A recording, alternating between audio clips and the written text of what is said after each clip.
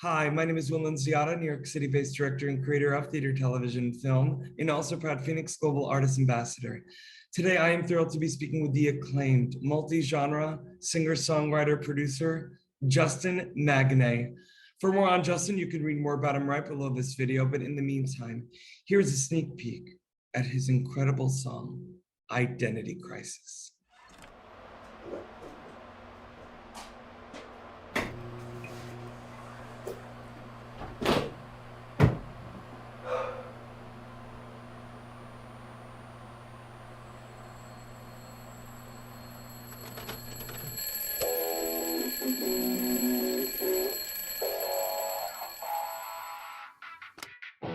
Wake up to 5 alarms, almost slept through them all. Get dressed, then go to class. Cheated on the test just so I could pass.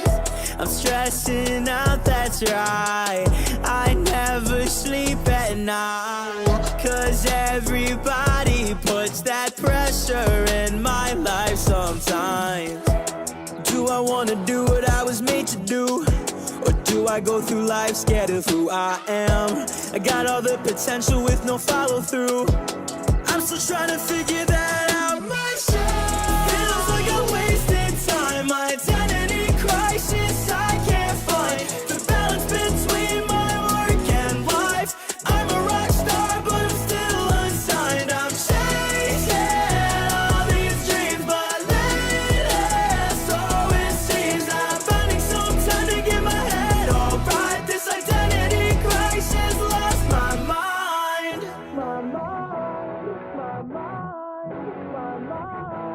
But who am I?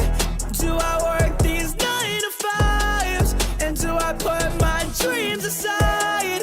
Or do I push through all these limits that will always test my pride? Well, hello, Justin Magnaye. How are you? I'm good. How are you? Doing so much better, speaking with the acclaimed multi-genre singer-songwriter-producer. Justin, I'm so excited that the audience just got just a sneak peek of your talent with your tune Identity Crisis. Talk to me a little bit about the impetus for that song and the reasons why you created it.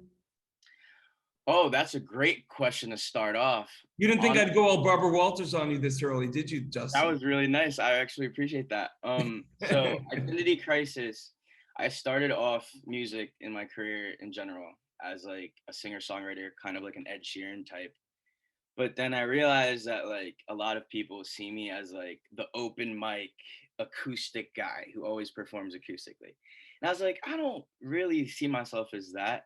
So I decided to start a project with Identity Crisis in which like every song is its separate genre. So like it's a 6-track EP and it goes from pop punk to old punk to classic rock to R&B to experimental to indie pop. And it's like when people like look for my music, I don't want them to like every time every time I release music, I want people to like be shocked at what comes out. Like yeah, you want to keep them guessing, Justin. And yeah, what I love so much about you is that in a world today, especially the music world, Mhm. where so many producers and labels and whatnot try to pigeonhole an artist into one thing. I love independent artists like yourself who are like, F that. I'm going to be the best version of me, and I'm not just one thing. And if you can't digest that, God bless, I'm not for you. But more people are going to be for you than not because of how unapologetic you are. Mhm. Are I you love finding living. that? I'm sorry?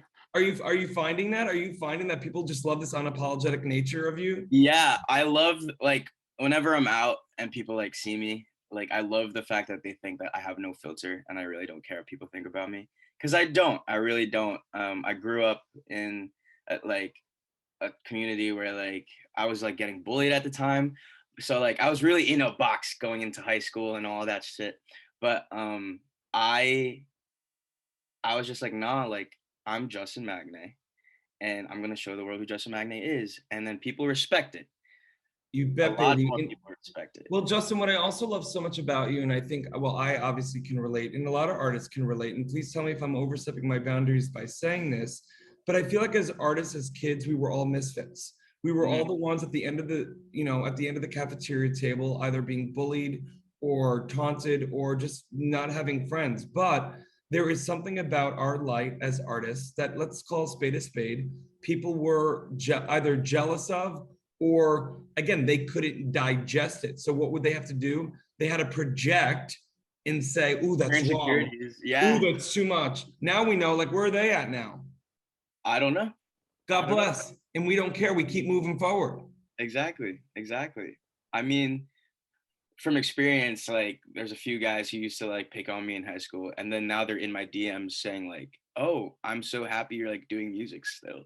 Like, where were you like 5 years ago, bro?" Like, you know what I mean?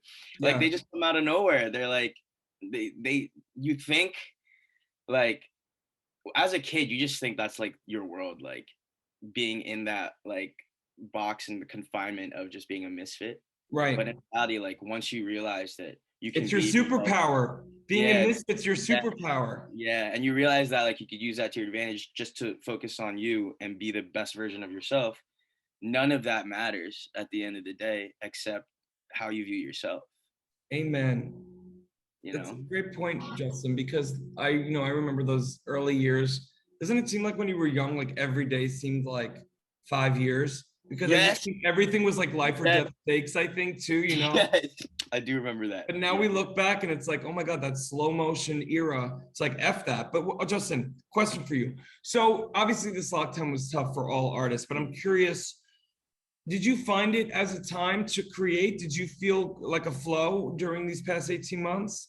So for the past 18 months, yeah, I mean, I'd say that I transferred schools during COVID. I went from Temple University to Rowan University in Jersey because money.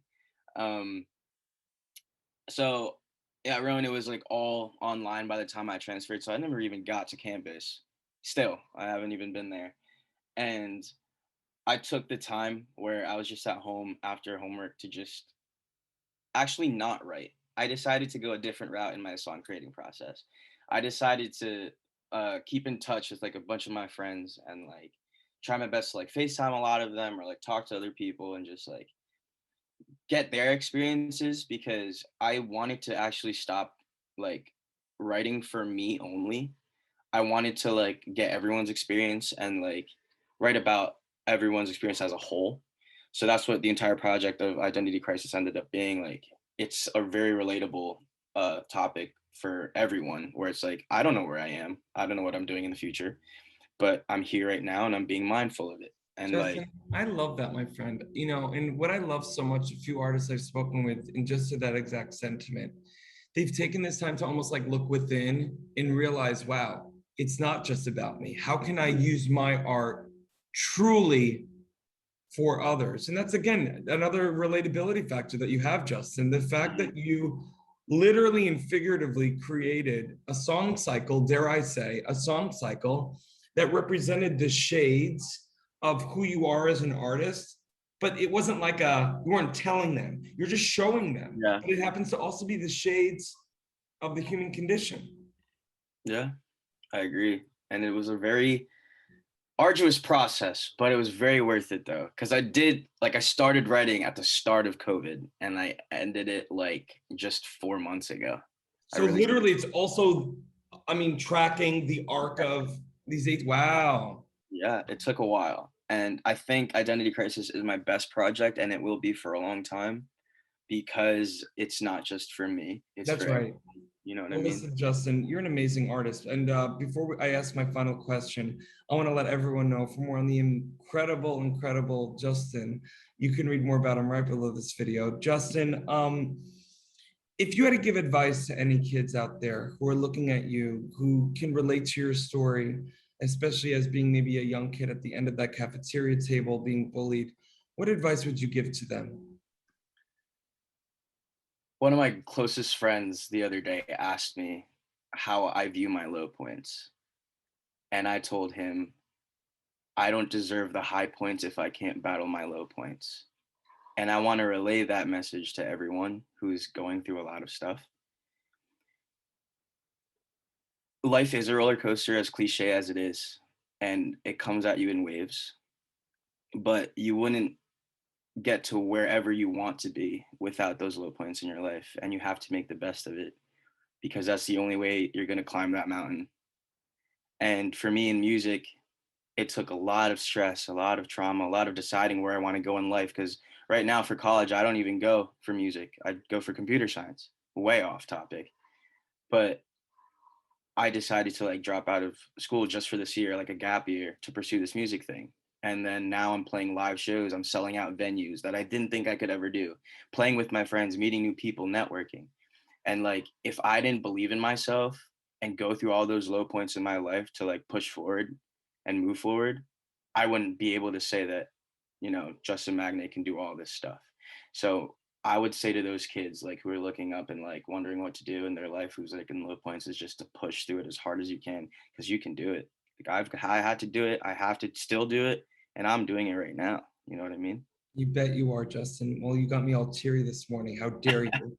But Sorry. I'm so, no, you never apologize, my friend. I'm so grateful for your time today. I'm glad Thank that you. we're connected. And again, thank you so much for your time today. You're I incredible. appreciate you, Will. Thank you so much.